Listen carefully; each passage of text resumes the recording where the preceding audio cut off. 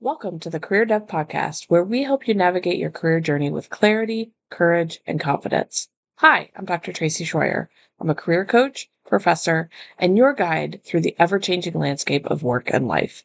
And this month, I'm going to introduce you to something brand new, something I've been building based on the needs of hundreds of clients and students that I've worked with. It's called the Career Compass 4C Framework, and it's designed to help you figure out what you need most in your career right now.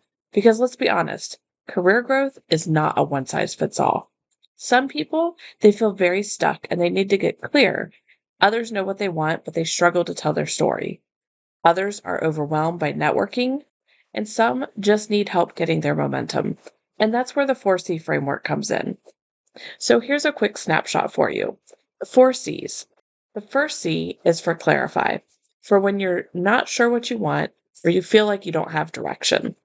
The second C is communicate, and this is for when you need to tell your story clearly through things like your resume, your LinkedIn profile, and the interview process.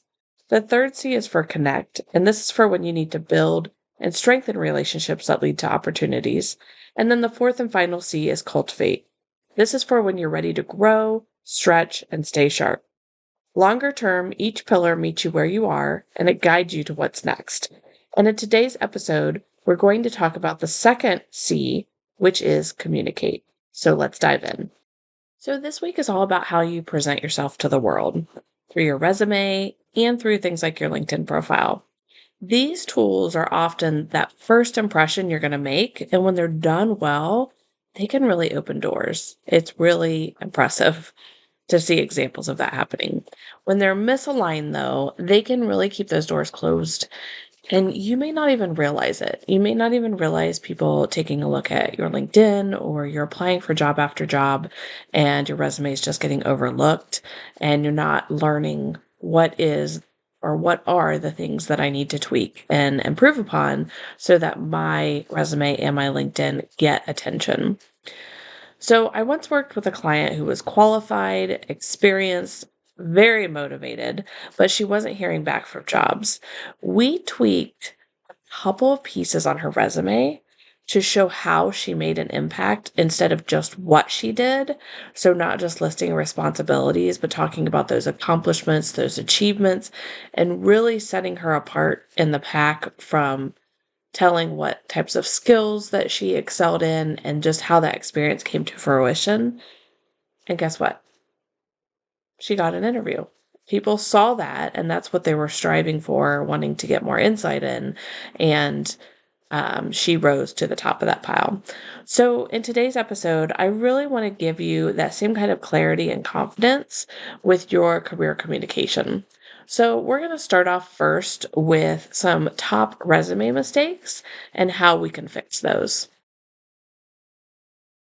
So, your resume is still one of the most important tools in your job search. It cannot stand alone by itself. So, there are numerous things that you need to be able to do to back up that resume. Your resume is not going to get you a job by itself. It's going to be you being able to present yourself in the interview, in the whole entire process.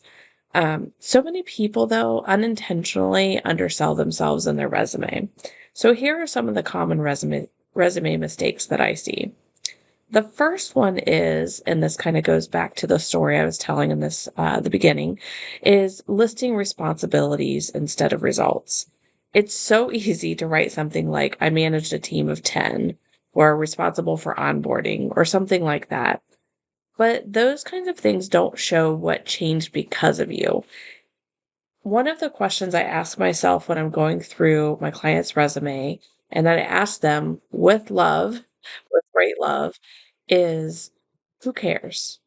Why is this important? And I keep coming back to who cares? Why do we need to know this?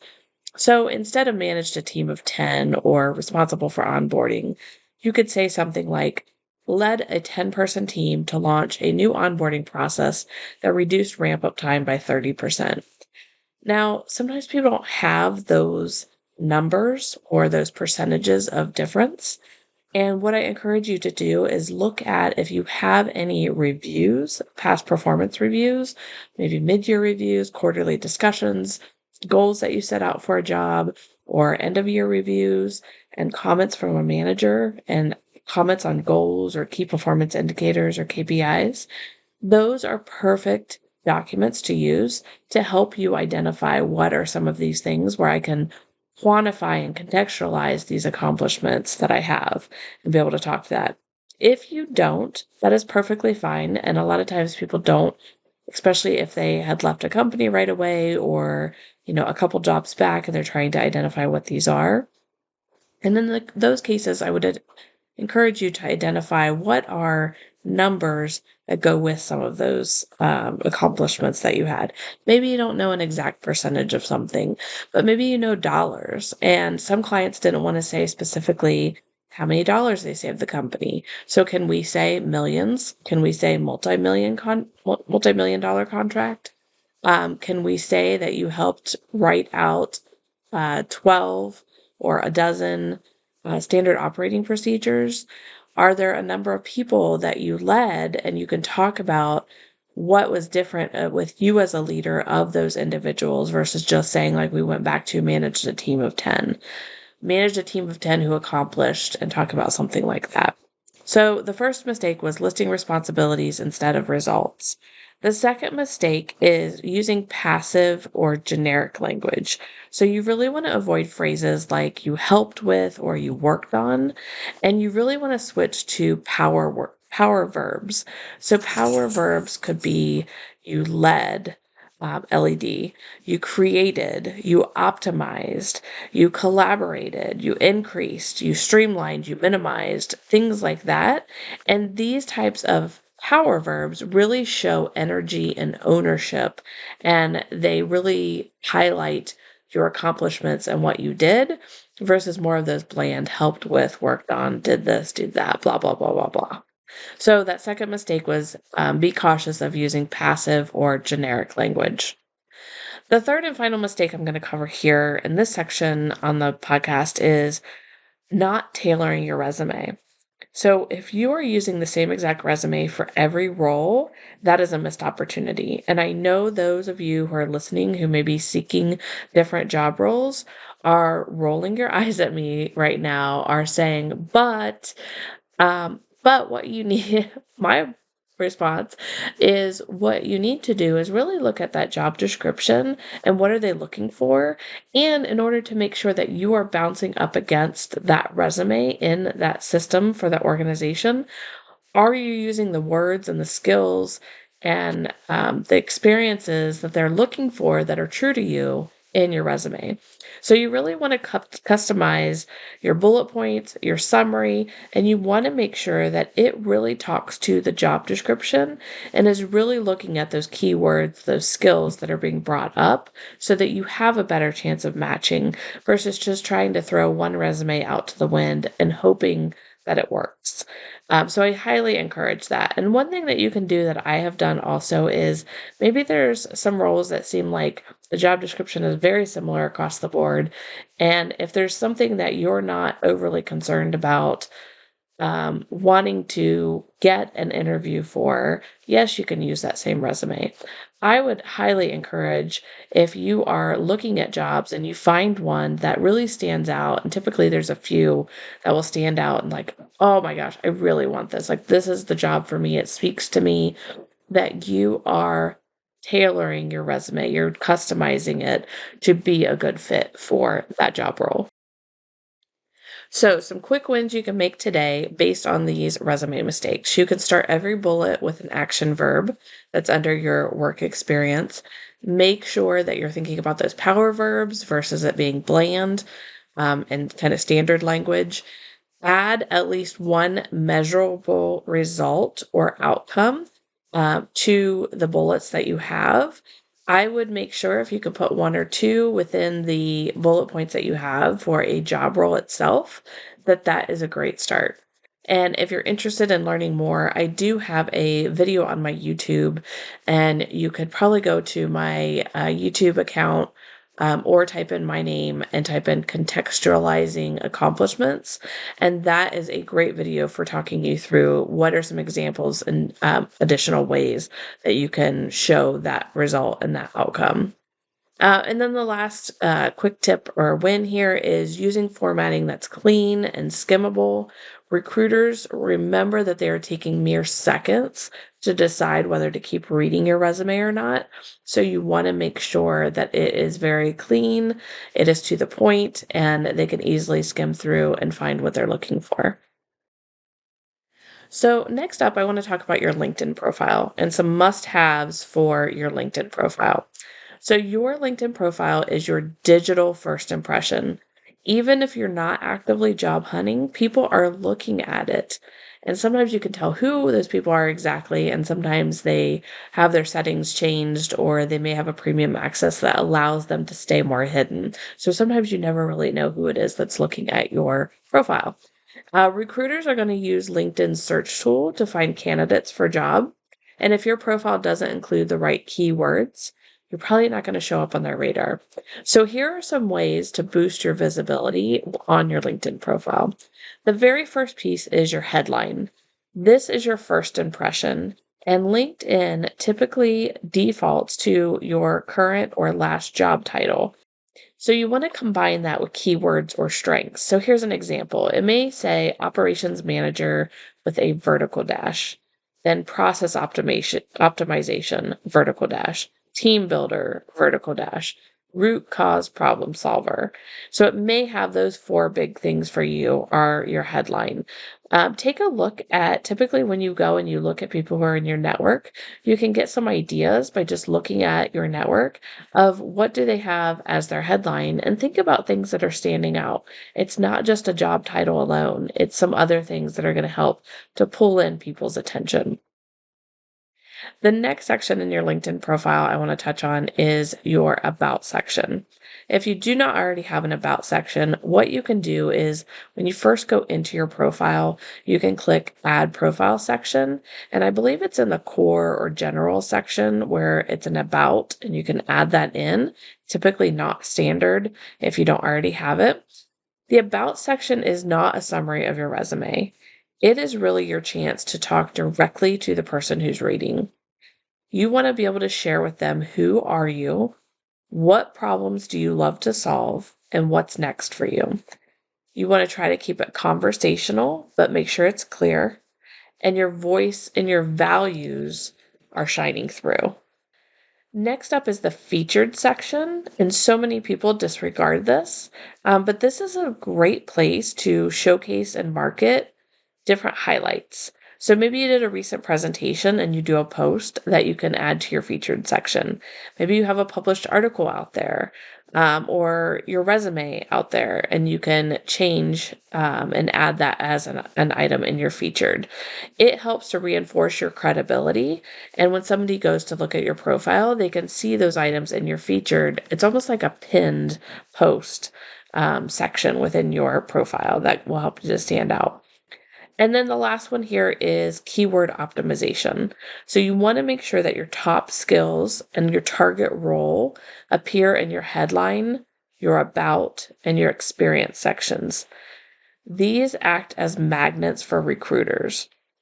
If you do not have the title of the role that you're applying for, similar to how you can do in your resume, if you have had a job that does those similar things, you can leverage AI tools like ChatGPT or Claude Gemini to give you some feedback and advice on what could you put as the name of the role that you had. So it is picking you up in those searches and it's not misrepresenting what you actually did. So here's what I would like you to do. I'm going to challenge you to pause this, unless you're in the car or you're walking and you can't really take a second, and maybe that's afterwards. But if you're able to, pause this, and I want you to Google yourself. Put in your name, first and last name. And if you have a more common first and last name, or you're not seeing yourself come up on some of those initial searches, you may have to put like your city and state in as well. And I want you to see what shows up first. If your LinkedIn profile is one of the top hits, is it reflecting the career direction that you're wanting to move towards? So, if you're one of my job seekers out there, I highly recommend if that's coming up and your headline is not showing that career direction and the skills that you have, that is going to be one of the first steps to go and revisit that and make those tweaks.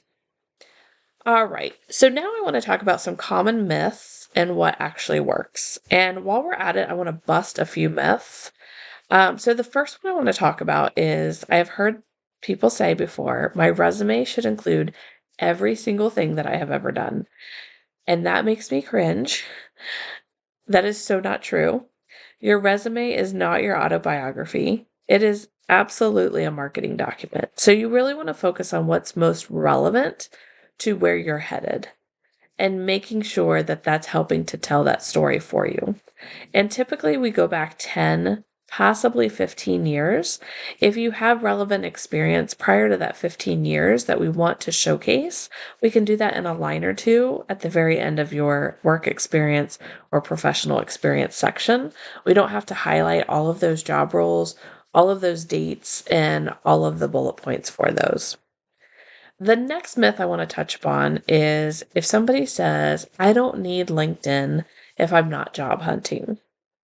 And I actually had a student ask me, well, if I'm not looking to get an internship or a job until my senior year and I'm a freshman, do I really need to look at this LinkedIn thing and keep working and doing things in it and finding people and connecting with them?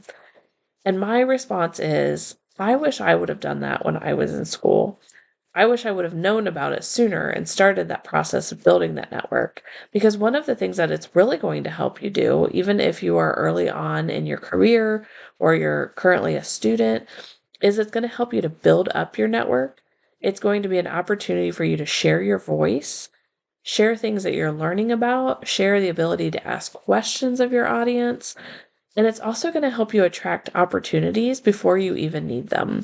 So, if you're on a trajectory of wanting to graduate with a business degree, or say you're wanting to go into a marketing analyst role and you're in a different type of role today, you can absolutely leverage building your network on LinkedIn, sharing your voice, asking questions, getting curious, sharing about projects that you're working on. Maybe you're able to do a side project within the marketing team or cross functionally with marketing. Maybe as a student, you're able to have an internship and you're able to share, or maybe there's a big project you're doing and you're able to share insight on that and really get people putting your name to that area and making that connection so that when something comes up down the road, they will have already seen you multiple times in their feed and your name coming up versus meeting you for the first time and doing that initial connection and it just being awkward because maybe at that point it's where you like desperately need a job and it's not like the start of your job search, and you have not built and nurtured that relationship over time. And the final myth I want to talk about is if I update my resume and LinkedIn, I'll sound too self promotional. And raise your hand if you're one of those people that feel like you're bragging if you talk about the awesome things that you've done. Well, you're not. There is a way that you could be bragging, but when you're working on your resume and your LinkedIn, you need to really own your story. If you don't do that, who is going to? So you want to make sure that in order to make sure that you are owning your story and you're promoting yourself, you're tooting your own horn, and that it's not something that you're crossing the line into bragging, is that you're being very focused and very intentional in the messaging that you're putting out, that you have a clear career direction.